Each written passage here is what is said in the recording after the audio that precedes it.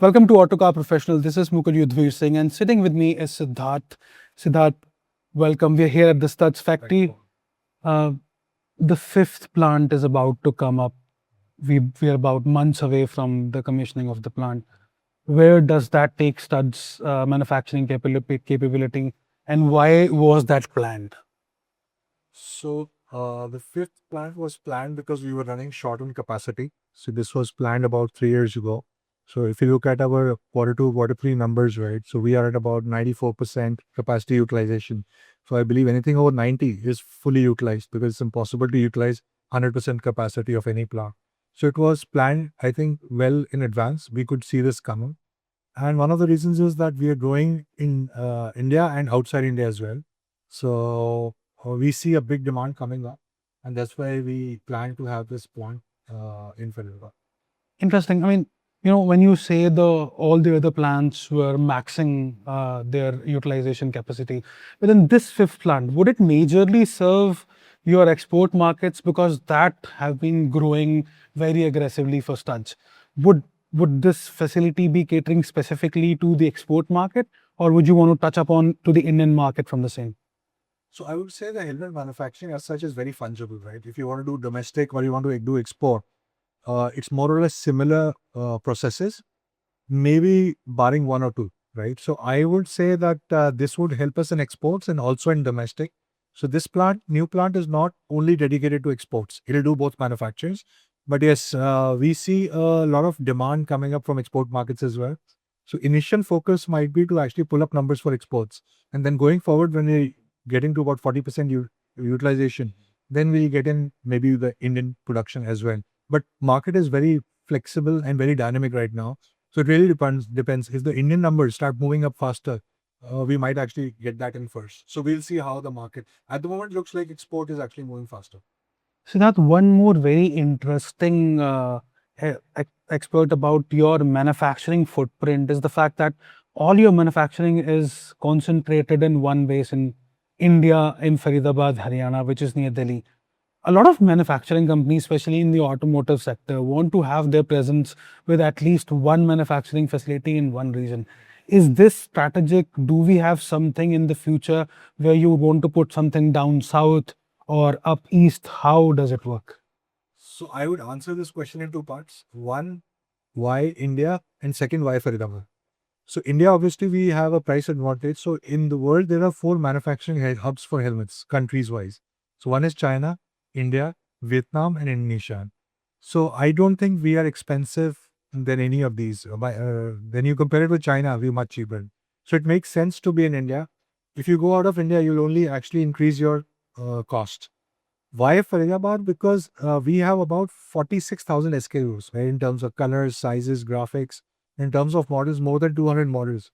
But if you were to replicate this in South, you need the full setup. So it's not like an automotive. For example, in automotive, if you're making a bike, for example, you'll have maybe 20 SKUs, right, or 30 SKUs. Here, when you're talking about 46,000 SKUs, it's impossible. You have to actually replicate everything in another factory, which means equal amount of investment. And the second aspect is again I say it's a very if there's it's so much dynamic the industry, right? You're launching products every 3 months, and you have to experience the products. So you cannot consider it like an automotive because with automotive anchs typically they would go where their customer is going, which is the OEM, and the OEM doesn't have so many SKUs. Here the number of SKUs are very high, and the experiences we are creating our own experience. We don't have to follow in there. So the plan is not to go to any other part of India, just be around here and be as flexible and dynamic as you can. Interesting. Does that mean that most of your investments are going to be central to Haryana in the near future? I would not say central to Haryana. We are all at the moment it's 100% in Haryana. I would say in terms of manufacturing, but there are a lot of other states surrounding Haryana which are quite attractive. You call it Rajasthan or you call it UP. We will have a look at it once we think of further expansion. So it's not hard and fast that we will stay in Haryana.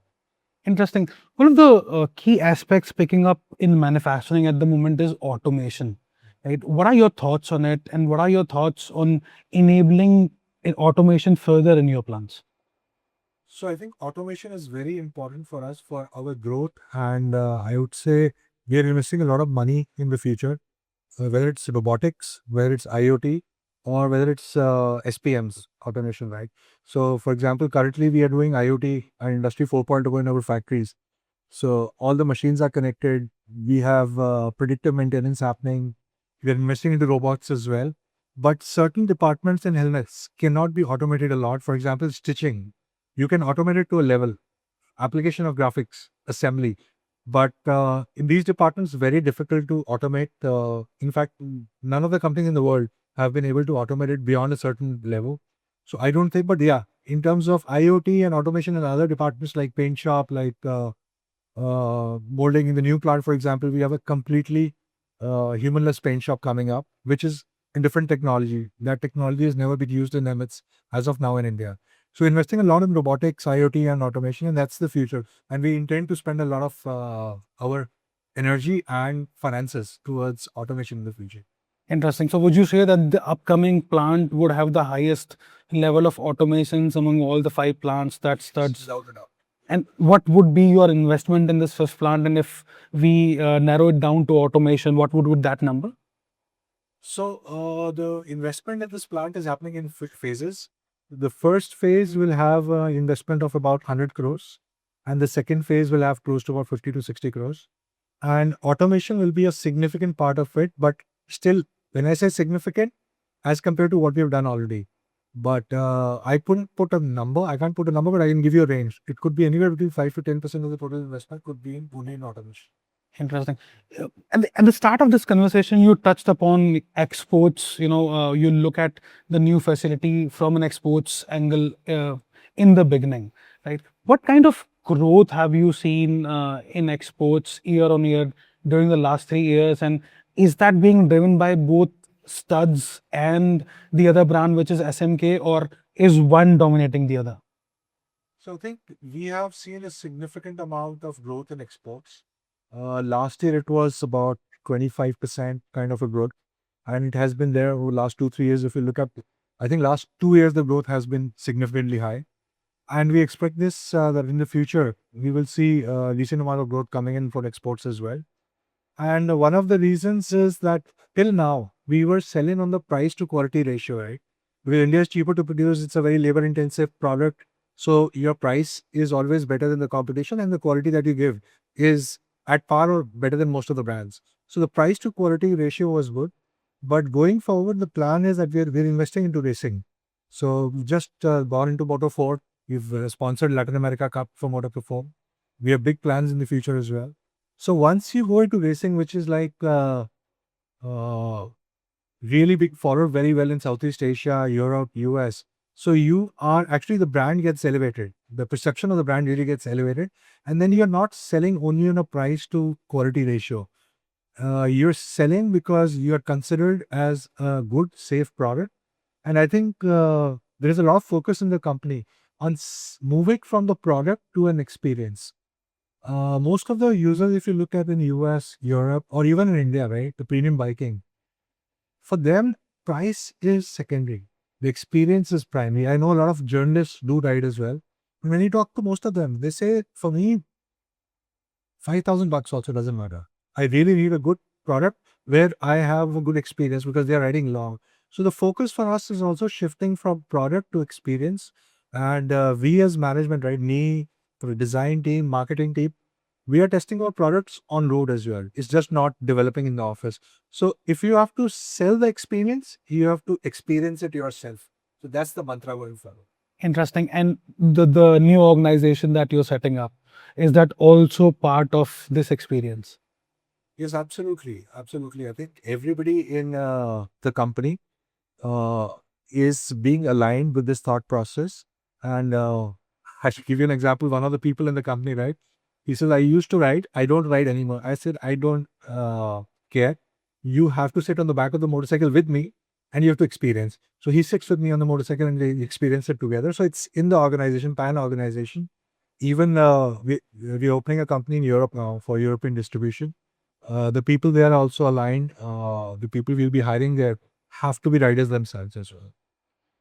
Do you think in Europe, your sales or your revenues will be dominated by the Indian model, wherein you collaborate with OEMs and they enable your sales.